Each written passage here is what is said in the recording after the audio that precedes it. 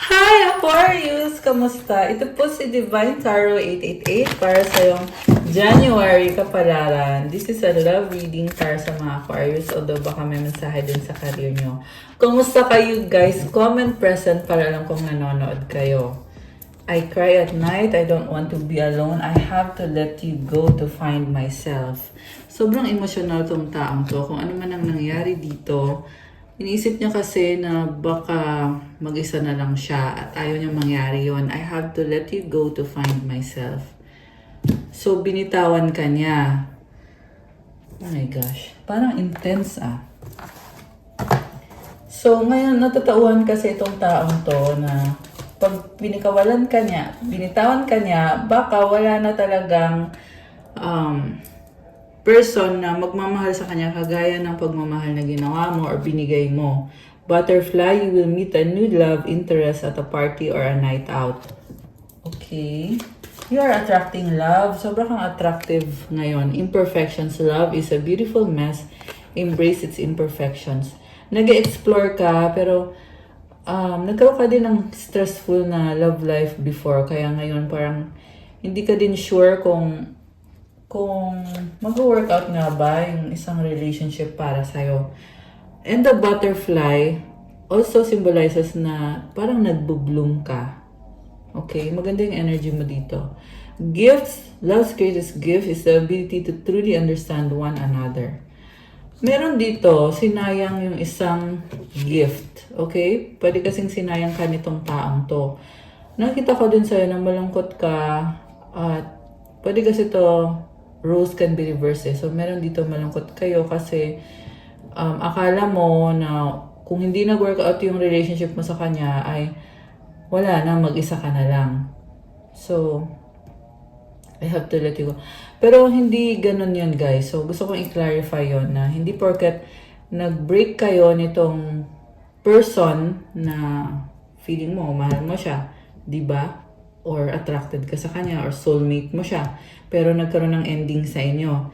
So, hindi ibig sabihin nun na hindi ka magiging masaya. In fact, yung ending na yon magbibigay sa'yo ng chance at ng opportunity para ayusin mo yung sarili mo at para bawiin mo yung energy mo na binigay mo sa maling tao. So, ganun ang kahulugan nun. So, ang nakikita ko sa'yo, nagta-transform ka because of the pain na pinagdaanan mo. And andun ka pa rin sa point na nakakaramdam ka ng lungkot. Pero, andito din yung gift or yung blessing galing kay God. Okay. Romance. Unseen. The ex. Oh. So, this can be the same ex. Pwede ding ibang ex to na nagkaroon nga kayo ng romantic na relationship. Romantic surprises are on the horizon. Be open to them. So, gusto niya ngayon magkaroon ulit ng reconnection sa inyo. Kaya lang, very cunning. Kasi nakamaskara siya. Ibig sabihin, hindi niya sinasabi lahat sa'yo. May mga tinatago pa rin to. Kasi gusto niya makasigurado niya na pag nag-risk siya sa'yo, dapat sigurado din siya na ikaw din, ganun din yung gagawin mo. Ayaw niya, ibig sabihin, ayaw niyang matalo. So, hindi niya muna bibitawan yung iba niyang options hanggat hindi siya sigurado sa'yo. Or hanggat hindi siya sigurado na ibibigay mo lahat sa kanya. So, sigurista siya, in other words. Love can be blind. Ensure you're not overlooking red flags. So, ayun na nga, tingnan mo daw yung red flags. Meron kasi dito na parang naging tanga ka sa pagmamahal sa kanya at yung mga red flags andyan lang palagi pero hindi mo daw pinansin. Okay, mukhang nasa process of healing nga. Healing from past heartbreak takes time. Be patient with yourself. Yeah, meron na dito guys na nasa point na kayo ngayon na kailangan mo nang mag-heal. Meron din naman dito iba sa inyo na pabalik-balik kayo na mag-heal ka tapos babalik ka na naman the same person. Okay, take it how it resonates. So, ano bang intention sa'yo? Tingnan natin na. Gamitin ko tong oracle cards na to. Intention sa'yo nitong taong to. I'm ready to come clean. I can't lose you again. I dream about you constantly. I hate that I have to wake up because it's so beautiful in the 5D. Isa pa. I'm planning a romantic date or we can Netflix and chill like old times. I want to cook for you, no strings. Okay. Alam mo, nagpaplano siya na i-surprise ka kasi lagi ka niya napapanaginipan, naaalala. Pwede din tong daydream. Kasi sa daydream niya, sobrang saya niya kasama ka. Yes. Kaya ayaw niya mawala ka sa buhay niya. Kaya siya nagpaplano na magkaroon kayo ng romantic date. Tapos mag-relax kayo together. Alam mo yon, yung magaan yung pakiramdam at masaya kayong dalawa. So, yan yung plano niya. Yan yung intention niya. Pero, kung mangyayari ba yan? Well, depende naman yan sa priority mo. Kung priority mo ba talaga na bigyan ng pagkakataon itong taong to o hindi. Kasi, nagbabago kasi yung energy. At kailangan nyo ding malaman yon kasi yan yung basihan mo sa manifestation mo. Kung ito, gusto mo bang mangyari itong pagkikita na to or surprise na to or kung ayaw mo. Kasi kung ayaw mo, edi wag mong pansinin. Ganun kasi yun, guys. Meron kasi mga person na kagaya na itong nakikita ko dito na gusto niya makipag-date sa'yo. Pero sa huli, yung intention niya is hindi naman niya kayang maging loyal sa'yo or maging faithful sa'yo or sa iisang tao lang. I couldn't give to you like I wanted to because I'm still healing from my past. So, ibig sabihin, ang nakikita sa taong to is hindi pa niya nahil yung past niya. Parang ginagawa niya yung dahilan. Magulo talagang isip niya. Ginagawa niya yung dahilan para maging pabaya sa relationship niyo. So, yeah, make sure na kung invested ka sa isang tao, dapat ganun din siya ka-invested sa'yo. Kasi kung may mga red flags, edi huwag mo nang sayangin yung energy mo. Diba? Mas mabuti pa na gamitin mo yung energy na yan sa career mo or sa ibang projects mo, sa ibang bagay. Ganun lang yon. I need to hold back my true feelings for you. Oh my gosh. I can't express myself. Okay, ngayon meron naman dito na gusto makipag-usap pero hindi niya mailabas yung gusto niyang sabihin. So, parang halo-halo yung intention niya. Kasama na dun yung nagigilty siya. Kasama na din dun yung parang nahihiya siya sa'yo. Gusto kanyang makausap. Marami siyang gustong sabihin para kumbinsihin ka. So, sa ngayon, pinipili na lang niya manahimik kasi nga nahihirapan siyang sabihin. This is actually a blockage sa throat chakra. Okay? Will this ever change? You deserve better. Oh my gosh. So, yeah, this is someone who wants to come clean. Pag sinabing come clean, aaminin niya yung pagkakamali niya para maunawaan mo siya. Pag naunawaan mo siya, baka daw bigyan mo siya ng chance. Okay, tingnan natin from the tarot. Ano ba ang... Okay, alisin ko muna itong mga cards na to, guys. Ayan. So, anong intention ng taong kadil mo? Tingnan natin, guys. Okay. Two of Cups. Intention niya na mag-usap kayo, magkaroon ng reconciliation, reconnection. Pero merong third party. Yun yung problema. Okay? So, Ace of Cups, gusto yung magkaroon ng bagong simula. Kasi mahal ka niya, ikaw yung the one para sa kanya. Kaya siya nasasaktan. Merong pagsiselos. Pwede din to, guys, na yung third party is nasayo at nagsiselos siya. Ibig sabihin na nasa yung third party, ikaw yung meron ng bago or naka-move on ka na. May nakita din naman ako dito na ito nga yung naging issue ng separation nyo na nagkaroon siya ng third party in the past. Okay. Hindi siya masaya sa sitwasyon niya ngayon kasi nakatrap siya dito sa third party na to. At emotional siya sa sitwasyon niya kasi gusto niya mag-offer sa'yo ng reconciliation. Kasi nga, ikaw yung nakita niyang the one, kaya gusto niya magkasundo kayo. Parang deal. Gusto niya makipag-deal sa'yo. Na kahit hindi daw niya maibigay lahat sa'yo, kung tatanggapin mo ba yon? Kasi ikaw tanggap ka daw niya kahit hindi ka din perfect. parang business deal. Ganun yung gusto niyang mangyari. Okay, hindi to sa lahat magre-resonate, pero yan yung nakita ko for you, Aquarius. Yan yung intention niya. So, supportive energy, 7 of Wands, 2 of Wands, the Justice card, the Hermit, and the Chariot. So, hindi mo mapipigilan tong taong to kasi gustong-gusto niya talagang mag-reach out sa'yo. Baka may kadikang Cancer, Water sign, Cancer, Pisces, Scorpio, Air sign, Gemini, Libra, Aquarius.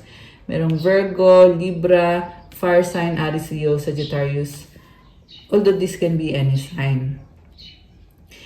So, itong person na to ay gustong mag-reach out sa'yo kaso lang medyo, hindi naman sa sinungaling per se, but yung nakita ko kasi dito, may mga bagay na tinatago niya na pag tinanong mo siya, hindi niya sasagutin or hindi niya sasabihin lahat bakit siya ganun. Kasi ayaw niyang pakialaman mo yung mga pinaplano niya o yung mga diskarte niya sa buhay. Yan yung sinasabi sa akin dito, guys. Yan yung maliwanag na mensahe dito na sinasabi niya na huwag mong pakialaman yung yung mga personal ko. Pero hindi naman sa paraan na pasigaw or galit. Siyempre, hindi niya kayang magalit sa'yo. Gusto nga kasi niya magkasundo kayo, di ba?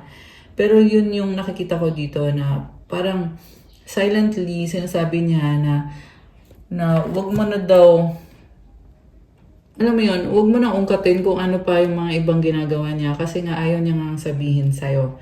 Ikaw naman, naghihintay ka, nag-aabang ka lang, hindi ka din makapag-desisyon. Pero malaki ang mga pangarap mo at mga plano mo sa buhay. So, andito yung Justice card. This is all about harmony and balance. Ang gusto lang niyang mangyari is magkaroon ng harmony ulit sa inyong dalawa. Tapos, after nun, pabaya na naman siya or bahala na si Batman. Yan yung nakikita ko sa kanya na hindi din niya kayang panindigan or paglaban ng hanggang sa dulo. Pero, kaya naman niya patunayan sa'yo na gusto ka nga niya, mahal ka niya. I'm hearing also kailangan ka niya. So, medyo codependent din itong connection na to. So, nahihirapan siya, sabi dito with this Hermit card, malungkot siya nang wala ka or wala kayong communication, no contact situation. Sobra siyang malungkot. Okay. Anything else? Tingnan natin na. Yun na yung mga mensahe, guys. Diba? Sinabi ko na lahat. Yun na yun. Comment kayo kung kayo ba or kung sitwasyon nyo ba to. Comment nyo dyan, guys. So, okay. So, our final message, Ace of Pentacles, Page of Cups, the Lovers, the Empress, and the Hanged Man. So, sinasabi dito, yes, mahal ka niya. Willing siyang mag-risk para sa'yo. Sana bigyan mo siya ng chance. Kasi nakikita niya ngayon yung sitwasyon sa ibang anggulo. So, meron dito pinagpalit ka niya sa iba. So, ngayon naman, babalik naman siya ngayon sa buhay mo. Sabi dito, kung gusto mo malaman kung mahal ka ba niya, sabi naman dito, yes, sobra ka niyang mahal. Ayan, grabe. So, mensahe galing sa angels mo. Ay, sorry. Na ano ko yata yung camera natin. Anyway, from your angels, oh wow, Earth Angel. Tingnan mo to, oh. Thank you, angels, for inspiring me to be more like you. Oh my gosh, I love it. You are glowing with good energy and you are a blessing sa mga tao sa paligid mo. Comment, I am an Earth Angel. And comment, thank you, angels, for inspiring me to be more like you. Oh my gosh, I love your vibe. Okay, you are an Earth Angel. Talagang bilang ka sa channel na to. One more, isa pang message. Isa pang message for Aquarius. Okay, ito. The inner voice. Thank you, angels, for guiding me through my inner voice. So, ito yung intuition mo na nag-guide sa'yo sa lahat ng sitwasyon mo. Pakinggan mo kasi galing yan sa mga angels mo. Okay. Ano naman ang angel numbers ngayon connected sa'yo? 1111 intuition. Trust in yourself. Your inner whisper is working hard to let you know that it is guiding you. Listen in. What is it saying? Feel it. Where is it telling you to go next? See it. Close your eyes and allow. Trust the path you are on. So, marami daw signs na binibigay yung mga anghel mo. Magtiwala ka daw sa landas mo ngayon at magtiwala ka sa sarili mo at sa intuition mo kasi guided ka. So, huwag ka daw magduda. Kung ito yung gusto mong gawin, ito yung gusto mong mangyari sa buhay mo, kung meron kang mga tao na kailangan alisin sa sistema mo or sa buhay mo, gawin mo kasi guidance yon galing sa angels mo. So, affirmation, my intuition speaks to me and I listen. I trust that all things are happening for a purpose. So, itong mga challenges na nangyari sa'yo, may purpose naman lahat. So, wala namang nasayang. Actually, gustong lumabas ng isang card na to. And I love it kasi it's 888 Abundance. So, i-claim mo na to, Aquarius. Blessings are here and more are on the way. Let yourself feel the abundant flow of prosperity that is all around you as you stand in your highest self. You attract all that you once were seeking. Giving is always a doorway to success. Abundance, I mean affirmation. Affirmation pero abundance yung nasabi ko. So the more good I do in the world, the more abundant my life grows. I radiate an energy of loving kindness. O diba, yung mga tulong na sinishare mo sa mga tao sa paligid mo, o kahit sa mga pets, lahat ng klase ng tulong na binibigay mo, yan din yung bumabalik na mga blessing sa'yo, sa buhay mo. And you radiate an energy of loving kindness. I love it. Comment 888 to claim this beautiful energy and comment claim abundance. Ayan guys. So that's all for our love message for you, Aquarius. Please like, comment, subscribe, hit the notification bell. Let me know kung nag-resonate ba or kung nagustuhan nyo ba yung reading.